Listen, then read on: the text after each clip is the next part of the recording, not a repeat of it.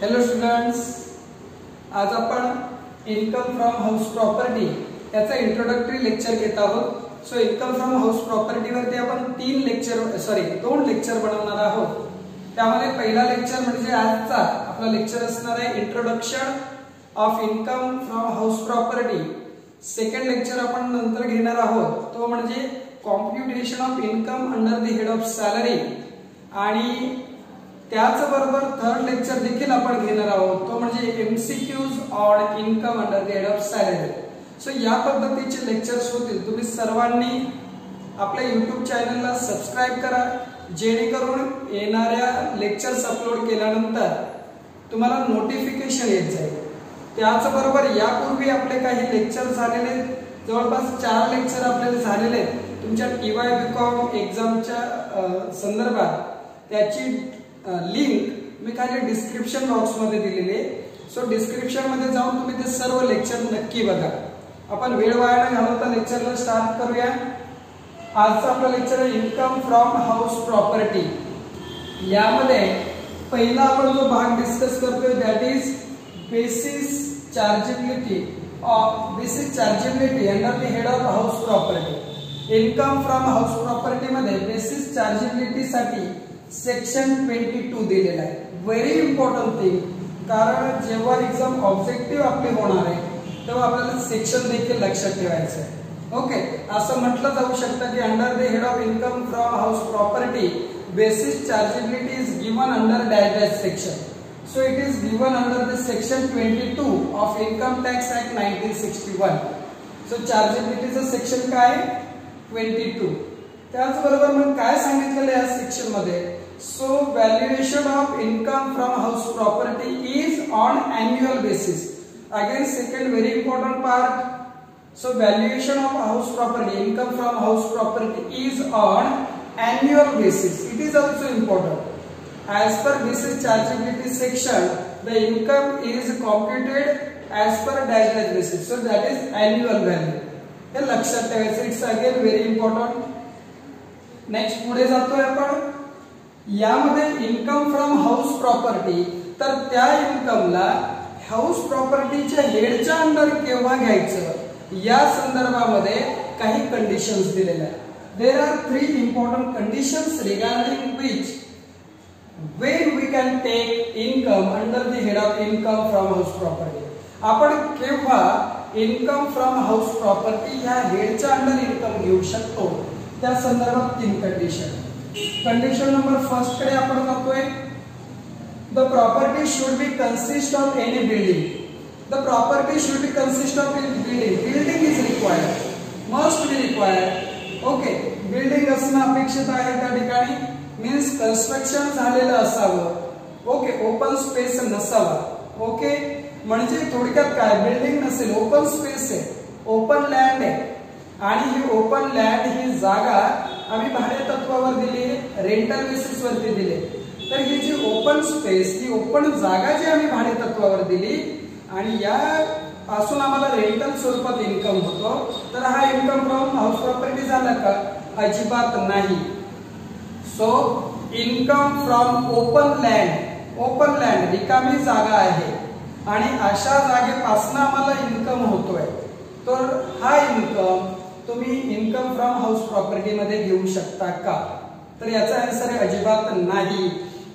कारण condition number 1 that is consist of any building. It is must requires of building असणं अपेक्षित आहे, और किंवा लँड अपॉर्टमेंट देअर टू. काय महत्वाचं? लँड अपॉर्टमेंट देअर टू म्हणजे बिल्डिंग, एखादी बिल्डिंग आणि त्यासोबत लँड. बघा मी काय म्हणतोय, ही आमची लँड आहे आणि या ठिकाणी ह्या बिल्डिंग आहे. तर या केस मध्ये including land you can take this income under the head of house property. काय, लँड आहे देअर टू, त्याला त्यासोबत बिल्डिंग देखील आहे. लँड अँड बिल्डिंग आपण असं म्हणतो बघा अकाउंट मध्ये. या केसमध्ये इथून तुम्हाला इन्कम होत असेल तर हा इन्कम तुम्ही हाऊस प्रॉपर्टीच्या अंडर घेऊ शकता. मात्र असं न असता ओनली ओपन लँड, फक्त ओपन लँड, तर ओपन लँड पासून होणारा इन्कम तुम्ही इन्कम फ्रॉम हाऊस प्रॉपर्टीच्या अंडर घेऊ शकत नाही. हे इन्कम जाईल तुमचा इन्कम फ्रॉम अदर सोर्सेस, किंवा तुमचा जर तसा बिझनेस असेल की लँड घ्यायची आणि इतर कुणाला तरी लेट आउट करायची, भाडेतत्वावर द्यायची, तर हा बिझनेस मध्ये तुम्ही दाखवू शकता. मात्र इन्कम फ्रॉम हाऊस प्रॉपर्टी दाखवू शकत नाही. So income from open land is not income from house property. लक्षात ठेवा, एकतर बिल्डिंग पाहिजे किंवा लँड अपॉर्च्युनिटी देअर टू, त्याला त्यासोबत लँड असेल, हे इन्कम तुम्ही गृहीत धरू शकता. This is condition number first. Condition number second, again very important, the SSC should be owner of the property. SSC, who is SSC? SSC means tax payer. जो व्यक्ती टॅक्स पेड करणार आहे तो व्यक्ती त्या प्रॉपर्टीचा ओनर असला पाहिजे. काय असला पाहिजे? मालक असला पाहिजे, ओनर असला पाहिजे. ओके, लक्षात घ्या. आपण एक एक्झाम्पल घेऊया.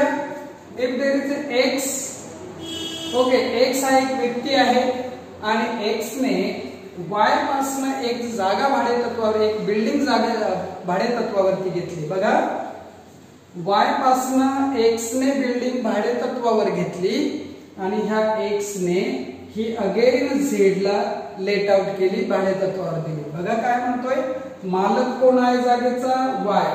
वाय आहे मालक. त्याच्यापासून पहिल्यांदा भाडेतत्वावर कोणी घेतली? एक्स ने. एक्स ने कुणाला दिली? झेड ला. ओके, आता नीट समजून घ्या. झेड रेंट कुणाला देणार आहे? एक्स ला. रेंट एक्स ला मिळतंय झेड पासून, म्हणजे हा एक्स चा इन्कम झाला. Yes, it is a income. So Z जेव्हा रेंट देणार आहे एक्स ला, हा एक्स चा इन्कम झाला.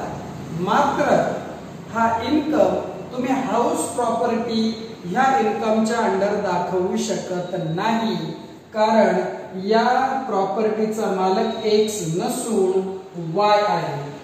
टॅक्स पेड करतोय एक्स, इन्कम होतोय एक्स ला. एक्स ने ती जागा झेड ला प्रॉपर्टी लेट आउट केली, भाडेतत्वावर दिली.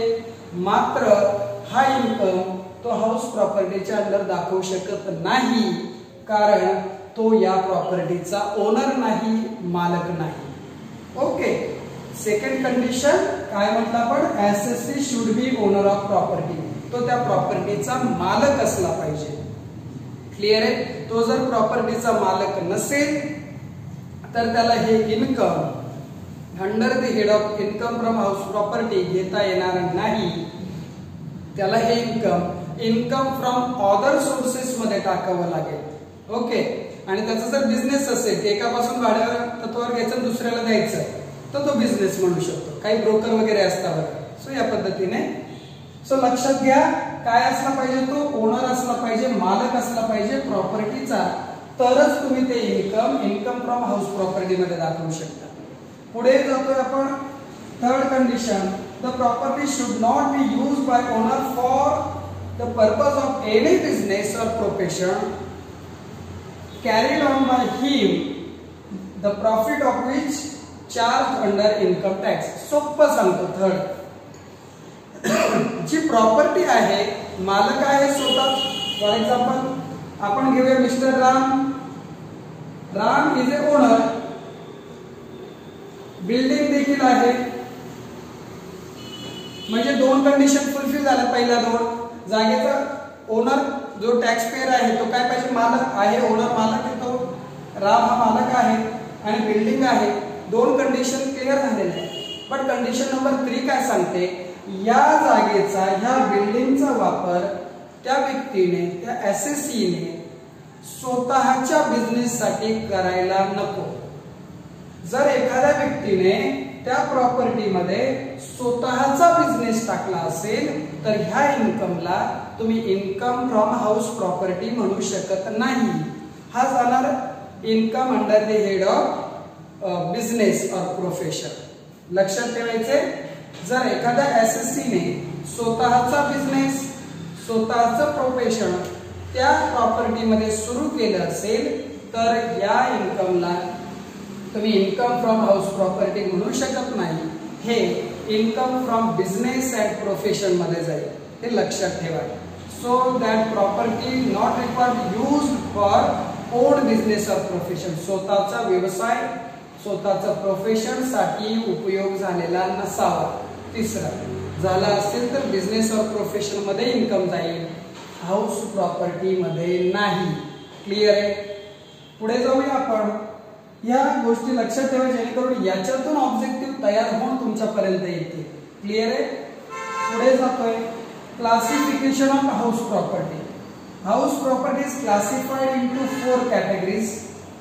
The out of which category number first, that is let out house property. Let out म्हणजे काय, तर तो जो ओनर आहे प्रॉपर्टीचा, त्या ओनरने ही प्रॉपर्टी भाडे तत्वावर दुसऱ्याला दिलेली. काय केलंय, भाडे तत्वावरती ही प्रॉपर्टी दुसऱ्या व्यक्तीला दिलेली आहे. जेव्हा एक व्यक्ती की जो ओनर आहे त्या प्रॉपर्टीचा ती प्रॉपर्टी भाडे तत्वावर दुसऱ्याला देतो, रेंटल बेसिसवर दुसऱ्याला देतो, तेव्हा अशा प्रॉपर्टीला लेट आउट हाऊस प्रॉपर्टी असं म्हटलं जातं. आणि यापासून होणारा इन्कम तुम्ही इन्कम फ्रॉम हाऊस प्रॉपर्टीच्या अंडर घेऊ शकता. This is first let out house property, म्हणजे आम्ही भाडे तत्वावर दुसऱ्याला दिली. त्याचं section 23 clause 1 of income tax act 1961. Section लक्षात ठेवा, इन्कम टॅक्सचे सेक्शन हे सेक्शन 23 क्लॉज 1. पुढे जाऊया आपण. Deemed let out house property. Deemed let out house property means it is assumed to be let out. Let out म्हणजे काय, भाडे तत्वावर दिलेली आहे. आणि deemed let out means assume to be let out. आम्ही गृहीत धरतोय भाडे तत्वावर दिली, ऍक्च्युअली दिलीत का, तर नाही. Deemed let out house property म्हणजे आम्ही ऍक्च्युअली ती हाऊस प्रॉपर्टी लेट आउट केलेली नाही, मात्र we assume that let out. Income tax return filing करताना, इन्कम टॅक्स कॉम्प्युटेशन करताना किंवा under the head of income from house property calculate करताना as well as total income काढताना आम्ही गृहीत धरतो की ती प्रॉपर्टी लेट आउट केली.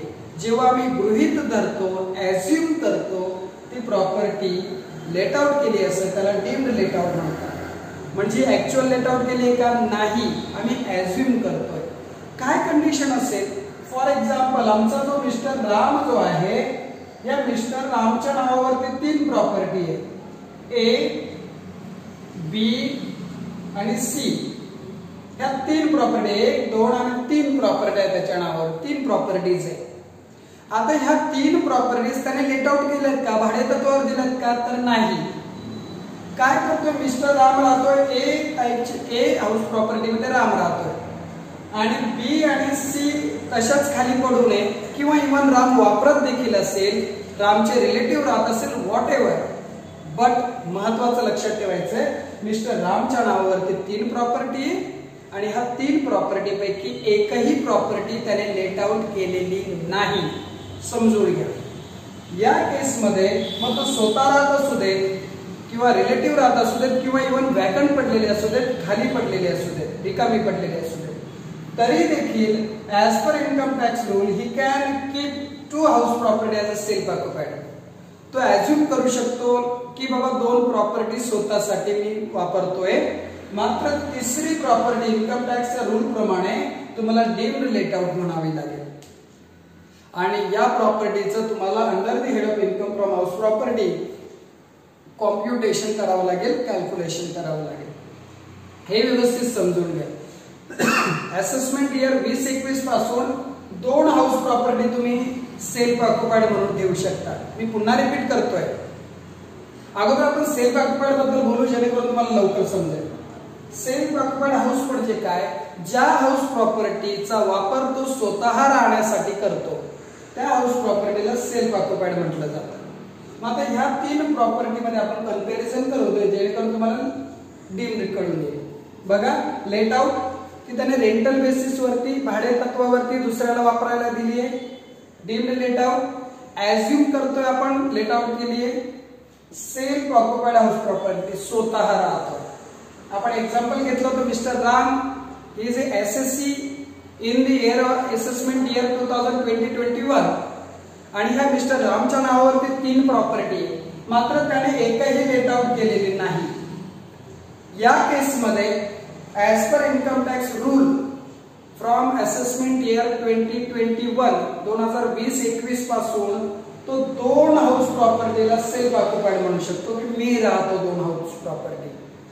2 पेक्षा जास्त हाऊस प्रॉपर्टीला नाही, कारण सेल्फ ऑक्युपाईडला तुम्हाला गरज नाही टॅक्स पेड करायची. मग 2 पेक्षा जास्त जर हाऊस प्रॉपर्टी असतील तर ह्या अज्युम करणारे इन्कम टॅक्स हे लेट आउट केलं आणि त्याला आपण म्हणतो deemed let out. Actually let out केलेलं नाहीये, मात्र प्रॉपर्टी 2 पेक्षा जास्त आहे तर उर्वरित प्रॉपर्टी मग 2 पेक्षा जास्त 4, 5, 6 2 पेक्षा उर्वरित जेवढे जास्त 3, 2 काय असतील ह्या सर्व डीम्ड लेट आउट म्हटलं जातं. क्लियर आहे. Section deemed let out section आहे सेक्शन 23 क्लॉज 4. सेल्फ ऑक्युपाईड म्हणजे जिथे स्वतः राहतोय ती house property section 23 clause 2A. आणि third house property used for own business or profession. आपण आताच म्हटलं it is not consider under the head of income from house property. याचा विचार केला जात नाही. क्लियर आहे. हे बिझनेस मध्ये जाणार बिझनेस अँड प्रोफेशन. क्लियर आहे. सो लेट आउट ही जी भाडेतत्वावर दिलेली आहे डीम्ड लेट आउट अज्युम करतोय 2 पेक्षा जास्त प्रॉपर्टी असतील तर उर्वरित प्रॉपर्टी ह्या डीम्ड लेट आउट म्हणणार आहे. जर भाडेतत्वावर दिल्या नसतील तर थर्ड सेल्फ ऑक्युपाईड म्हणजे स्वतः राहतोय. House used for own business स्वतःचा व्यवसाय हाऊस प्रॉपर्टीच्या अंडर याचा आपण विचार करणार नाही. आणि व्हेरी इम्पॉर्टंट लास्ट पार्ट आजच्या लेक्चरचा तो म्हणजे डिडक्शन अंडर सेक्शन 24. आपण या अगोदर सॅलरीचा लेक्चर बघितलेला आहे. यामध्ये under head of salary deduction येतं 16 मध्ये 16. So income from house property याच्यासाठी जे डिडक्शन असणार आहे ते डिडक्शन अंडर सेक्शन 24 असणार आहे आणि हे deduction paid or allowed basis वरती आपण घेतो, हे लक्षात ठेवा. So deduction for house property under section 24 income tax act 1961 section 24. कसलं डिडक्शन आहे तर हे डिडक्शन आहे इन्कम फ्रॉम हाऊस प्रॉपर्टी या हेडच्या अंडर. लक्षात ठेवा. त्यामध्ये 2 डिडक्शन तुम्हाला मिळतात. Deduction number 1 standard deduction that is 30% of net annual value. या भागावरती आपण नेक्स्ट लेक्चरला जेव्हा कॉम्प्युटेशन करणारे कॅल्क्युलेशन करणार तेव्हा पुन्हा बोलणार आहे, मात्र हे लक्षात ठेवा. सो पहिला standard deduction 30% of NAV. NAV काय तर नेट अॅन्युअल व्हॅल्यू. याचं कॅल्क्युलेशन आपण नेक्स्ट लेक्चर मध्ये बघणार आहे. जे नेट अॅन्युअल व्हॅल्यू आहे त्याच्या 30% तुम्हाला डायरेक्टली डिडक्शन आहे standard deduction. Second case interest on loan. या 2 गोष्टी तुम्हाला डिडक्शन आहे. Interest on house loan, interest on house loan. Okay हे सेकंड. मग त्यामध्ये काय लेट आउट हाऊस असेल किंवा डीम्ड लेट आउट असेल. आताच बोललो आपण लेट आउट हाऊस प्रॉपर्टी किंवा deemed let out house property असेल there no upper limit maximum limit नाही. पूर्ण इंटरेस्ट जो असेल हाऊस प्रॉपर्टी साठी घेतलेल्या लोनचा तो पूर्ण तुम्हाला डिडक्शन मिळेल. फॉर एक्झाम्पल 1 लाख रुपये इंटरेस्ट आहे तुमच्या हाऊस प्रॉपर्टीच्या लोनचा, पूर्ण डिडक्शन पूर्ण वजा करू शकता तुम्ही. 5 लाख आहे पूर्ण 5 लाख वजा करू शकता. कशाच्या बाबत interest on let out or deemed let out house property. Clear आहे. Second self occupied house property असेल या कॅटेगरीमध्ये. जर हाऊस प्रॉपर्टी सेल्फ ऑक्युपाईड असेल तर तुम्हाला 2 लाखापर्यंतच डिडक्शन मिळणार आहे, 2 लाखापेक्षा जास्त नाही. लक्षात ठेवा. सेल्फ ऑक्युपाईड मी स्वतः राहतोय आणि हाऊस लोन घेतलेलं आहे तर याचा मी डिडक्शन साठी यूज फक्त 2 लाखापर्यंत करू शकतो, त्यापेक्षा जास्त नाही. तर लोन टेकन फॉर रिन्युअल वरती काय 2 केसमध्ये, पहिल्या 2 केसमध्ये आपण कन्स्ट्रक्शन साठी विचार केला, लोन टेकन फॉर कन्स्ट्रक्शन. आणि जर लोन हे रिन्युअल साठी घेतलं असेल तर रिन्युअलच्या लोनच्या बाबत फक्त 30,000 रुपये तुम्हाला ऍप्लिकेबल आहे, हे लक्षात ठेवा. सो नेक्स्ट लेक्चर हा आपला computation of taxable income under the head of income from house property असेल तेव्हा तुम्हाला डिडक्शन अगेन क्लिअर होतील. मात्र हा नॉर्मली एक इंट्रोडक्टरी लेक्चर होता, समजून घ्या. चार्जेबिलिटीचा सेक्शन आहे सेक्शन 22. कसा इन्कम चार्ज होणार आहे, अॅन्युअल व्हॅल्यू वरती इम्पॉर्टंट कंडिशन काय काय, बिल्डिंग असली पाहिजे किंवा अपार्टमेंट लँड देअर टू, म्हणजे लँड सोबत बिल्डिंग असली पाहिजे, तर आणि तरच तुम्ही त्याला इन्कम फ्रॉम हाऊस प्रॉपर्टी म्हणू शकता. दुसरी कंडिशन, एसएससी हा त्या प्रॉपर्टीचा मालक असला पाहिजे. तिसरी, ती प्रॉपर्टी स्वतःच्या बिझनेस किंवा प्रोफेशन साठी यूज केलेली नसावी. क्लासिफिकेशन, लेट आउट म्हणजे भाडेतत्वावर दिलेली आहे. डीम्ड लेट आउट ऍझ्युम करतोय, गृहीत धरतोय भाडेतत्वावर दिली आहे. सेल्फ ऑक्युपाइड स्वतः राहतोय तिथे. House use for own business or profession, house प्रॉपर्टीच्या अंडर येणार नाही, बिझनेसच्या अंडर जाणार आहे. आणि deduction, standard deduction 30% of NAV, net annual व्हॅल्यूच्या 30%.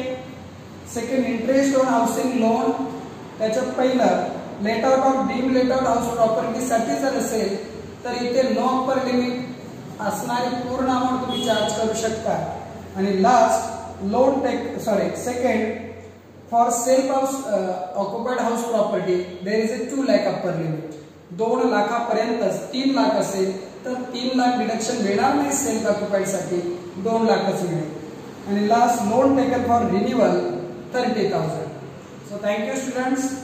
थांबतोय आपण, नेक्स्ट लेक्चर अपलोड होईल त्यासाठी आपण सबस्क्राईब करून ठेवा, तुम्हाला नोटिफिकेशन मिळेल. थँक्यू. लेक्चर कसा वाटला कमेंट बॉक्स मध्ये नक्की कळवत चला. Okay, thank you.